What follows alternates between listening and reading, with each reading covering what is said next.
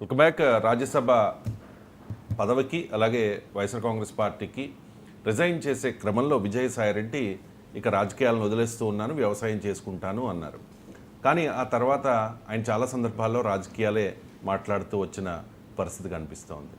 So రీసెంట్గా ఆయన రాజకీయాల్లోకి మళ్ళీ రాబోతూ ఉన్నారనే ఒక సిగ్నల్స్ ఇచ్చారు. సో నెంబర్ 2 నుంచి 2000 స్థానానికి పడిపోయా. వైసీపీలో ఎన్నో అవమానాలు ఎదుర్కొన్న, వేధింపులు తట్టుకోలేకే బయటకు వచ్చాను, భవిష్యత్తులో రాజకీయాల్లోకి రావాలంటే వస్తాను అనే ఒక మాట ఆయన చెప్పిన పరిస్థితి.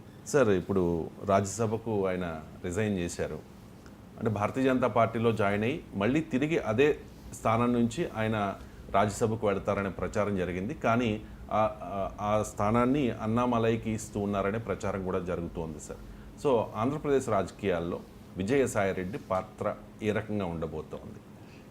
అంటే రాజకీయ వ్యవసాయం చేస్తున్నారేమో బహుశా, ఎందుకంటే పొలిటికల్ అగ్రికల్చర్. ఆయన అనేది నిజం, వేధింపులు భరించలేకనే బయటకు వచ్చాడు. కానీ వేధించింది ఎవరు అనేది క్వశ్చన్ మార్క్.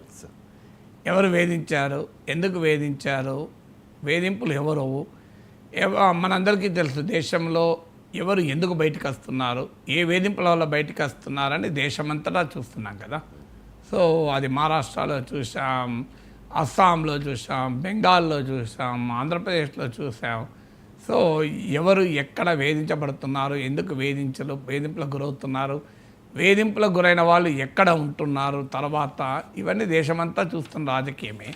బహుశా ఆ వేధింపులే అయి ఉండవచ్చు, కానీ ఈ వేధింపులను అనవచ్చు. ఈ వేధింపులు కూడా ఉండవచ్చు, కానీ ఆ వేధింపులు ప్రధానమై ఉంటాయి. సో ఇది కారణం, ఫస్ట్ పార్ట్. సెకండ్ పార్ట్, ఆయన బీజేపీలో చేరుతాడనేది డే 1 నుంచి నేను చెప్పింది. నాకేమీ జ్యోతిష్యం తెలియదు, నేనే విజయసాయిరెడ్డితో మాట్లాడలేదు. కానీ రాజకీయాలని పరిశీలించితే ఇది పొలిటికల్లీ యాక్టివ్ పర్సన్. సడన్గా ఆయన ఆర్గానిక్ వ్యవసాయం, సేంద్రీయ వ్యవసాయం ఎందుకు చేస్తాడు? సో ఆయన సేంద్రీయ వ్యవసాయం చేస్తే రాజకీయాలు ఎందుకు మాట్లాడతాడు? సో మంచి వంగడాలు ఏంటి, మిల్లెట్ల సాగు, అందులో సస్యరక్షణ చర్యలు ఏంటి, అవి మాట్లాడతారు. ఆయన డే 1 నుంచి పాలిటిక్సే మాట్లాడుతున్నాడు. ఇది పొలిటికల్లీ సావీ పర్సన్. ఎక్కడ చేరుతాడు, ఆయన ఏ పార్టీలో చేరుతాడు? వైసీపీలో మళ్ళీ పోలేడు, ఎందుకంటే నెంబర్ 2 నుంచి నెంబర్ 2000 స్థానాన్ని పడిపోయాడు కనుక. సో అటు పోలేడు. ఇక ఎటు పోవాలి?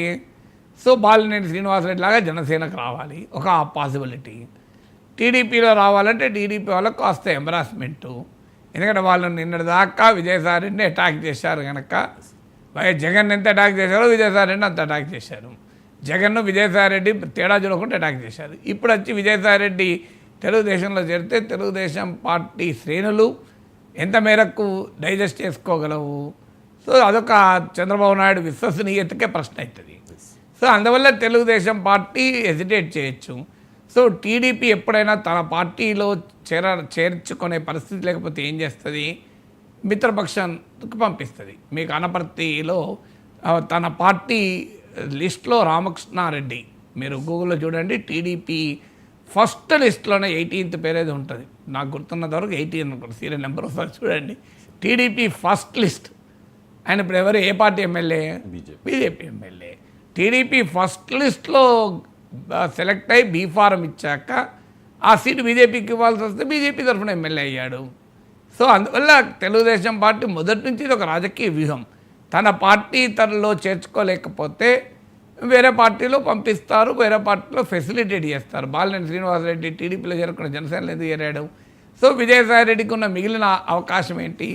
జనసేనలో చేరాలి. కానీ ఆయన పార్లమెంట్ మెంబరు, ఆయన జాతీయ రాజకీయాలతో సంబంధం ఉండాలని కోరుకునే వ్యక్తి, బీజేపీ జాతీయ నాయకత్వంతో పరిచయాలు ఉన్న వ్యక్తి కూడా. ఎందుకంటే ఆ రోజుల్లో విమర్శ వచ్చేది, ముఖ్యమంత్రులకు కూడా అపాయింట్మెంట్ దొరకదు, కానీ విజయసాయిరెడ్డికి మాత్రం అమిత్ షా అపాయింట్మెంట్ వెంటనే దొరుకుతుంది అని. సో అలాంటి వ్యక్తి మరి సహజంగానే జాతీయ పార్టీలో చేరాలి కదా. సో అందువల్ల బీజేపీలో చేర్చుకుంటారు. మరి ఈ గ్యాప్ ఎందుకు?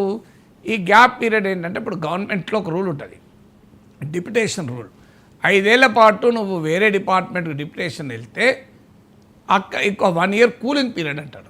అంటే ఒక 1 year మళ్ళీ వచ్చి పేరెంట్ డిపార్ట్మెంట్లో పనిచేసి మళ్ళీ కావాలంటే డిప్యుటేషన్ లేచ్చు. దానికి కూలింగ్ పీరియడ్, దానికి ఒక ప్రత్యేకంగా జీవో ఉంది కూలింగ్ పీరియడ్కు. సో బహుశా ఇది కూడా కూలింగ్ పీరియడ్లో భాగం. ఎందుకంటే వెంటనే బీజేపీలో చేరితే బీజేపీ వాళ్ళు కూడా డైజెస్ట్ చేసుకోలేరు. సో ఆయన శ్రేణులు కూడా ఇదేంటి మనం ఇంత అవినీతి పరుడని A2 అని ఇన్ని విమర్శలు చేశామే, మళ్ళీ ఎట్లా చేర్చుకుంటామని. అయితే అశోక్ చవాన్ చేర్చుకోలేదా ఆదర్శ్ సొసైటీలో ఆయన అవినీతి పరుడని చెప్పి పార్లమెంట్లో లిస్టులో ఆయన పేరు పెట్టి మళ్ళీ వారం రోజుల్లో ఆయన రాజ్యసభ సీట్ ఇచ్చింది బీజేపీ. శివేంద్ర అధికారిని చేర్చుకోలేదా, హేమంత్ విశ్వాస్ శర్మను చేర్చుకోలేదా, ఇలా అవినీతి పనులు చాలామంది చేసుకున్నారు కదా ఆరోపణలు ఉన్న వాళ్ళని అనొచ్చు. కానీ కాస్త ఎబ్బెట్టుగా అనేది ఉంటుంది, అర్జెన్సీ కూడా లేదు కదా. ఇప్పుడు ఎలక్షన్లు దగ్గర వచ్చినాయి, లేదు విజయసాయి రెడ్డి పెద్ద మాస్ లీడరు, లేదు ఆయన వెనకాల 20 మంది ఎమ్మెల్యేలు ఉన్నారు, ప్రభుత్వం మార్చడానికి ఉపయోగపడుతుంది అనేది లేదు. ఇప్పుడు అశోక్ చవాన్ చేర్చుకున్నారంటే ఆడ మహారాష్ట్ర ఎన్నికలకు ముందు, శివేంద్ర అధికారిని చేర్చుకున్నారంటే ఆయన మమతా బెనర్జీకి నెంబర్ 2గా ఉండే. సో సందర్భం ఉంటుంది. ఇప్పుడు సందర్భం కూడా లేదు, కాస్త కూలింగ్ పీరియడ్ ఇచ్చారనుకోండి. కూలింగ్ పీరియడ్లో ఏం చేయాలైనా అందుకొరకు ఇప్పుడు బీజేపీలో చేరటానికి బహుశా కూలింగ్ పీరియడ్లో ఉన్నాడు. సో ఆ తర్వాత బీజేపీలో చేరుతాడు. మరి అప్పటిదాకా కామ్గా ఉండవచ్చు కదా. కామ్గా ఉండరు. ఎందుకు ఉండరు అంటే వైసీపీ నుంచి బయటికి వచ్చిన తర్వాత వైసీపీని జగన్ను డ్యామేజ్ చేయడానికి కొంతమందికి ఆ బాధ్యత ఇస్తారు. ఆయన ఇప్పుడు ఆ పార్టీలో నుంచి బయటకు వచ్చాడు, బయటికి రావడమే పెద్ద నష్టం కదా, ఇంకా ఎక్కువ నష్టం చేయి. ఇప్పుడు మన మహాభారతంలో దీనికి కథ ఉంటుంది. సో మహాభారతంలో ఒక ఎగ్జాంపుల్ ఉంటుంది. అంటే యుద్ధనీతికి మహాభారతం బాగా ఉపయోగపడుతుంది. నేను చాలా సందర్భాల్లో ఉదాహరణలు ఇస్తాను మీకు. ఘటోత్కచుడు యుద్ధం చేశాక ఘటోత్కచుడిని ఇంద్రుడు ఇచ్చినటువంటి శక్తితో కర్ణుడు పడగొడతాడు. అంటే అర్జునుడి కొరకే దాచిపెట్టుకుంటాడు దాన్ని. ఎందుకంటే కవచకుండలాలు ఇంద్రుడికి దానం చేసిన తర్వాత కర్ణుడు ఇంద్రుడు అడుగుతాడు, నువ్వు ఇంకేమైనా కొరక అంటే ఇవ్వడమే తప్ప తీసుకోవడం తెలియదు ఈ కర్ణునికి అంటాడు. అయినా కూడా నీ యొక్క దాన గుణానికి మెచ్చి ఈ శక్తిని ఇస్తున్నాను, కానీ కండిషన్ ఉంటుంది దీనికి, ఇది ఒక్కసారి మాత్రమే పనిచేస్తుంది అని చెప్తాడు. దాన్ని దుర్యోధనుడు ఏం చేస్తాడు, దాచిపెట్టుకో మనం అర్జునుడి మీద వాడదాం, దాంతో యుద్ధం మొత్తం డైరెక్షన్ మారిపోతుంది అని దాచిపెడతారు. కానీ ఈలోగా ఘటోత్కచుడు రంగప్రవేశం చేస్తాడు. ఒక రాత్రిపూట యుద్ధం చేయాల్సి వచ్చినప్పుడు, ఇక రాత్రిపూట యుద్ధం అంటే రాక్షసులు మామూలు యుద్ధం చేయరు, బీభత్సాన్ని సృష్టిస్తాడు. అప్పుడు దుర్యోధనుడు వచ్చి కర్ణునితో అంటాడు, ఆ అర్జునుడు తర్వాత చూద్దాం, ఇప్పుడు మనం బతుకుంటే కదా అర్జునుడితో పోరాటం, ఈలోగా ఈ ఘటోత్కచుని చేతిలో చచ్చిపోయేటట్టున్నాం, ప్రయోగించు అంటాడు. కర్ణుడు అంటాడు కూడా, ఇది అర్జునుడి కొరకు దాచుకున్నాం కదా, అవన్నీ నడవదు, మనం బతకాలి కదా అంటాడు. అప్పుడు ఘటోత్కచుడు ప్రయోగిస్తాడు.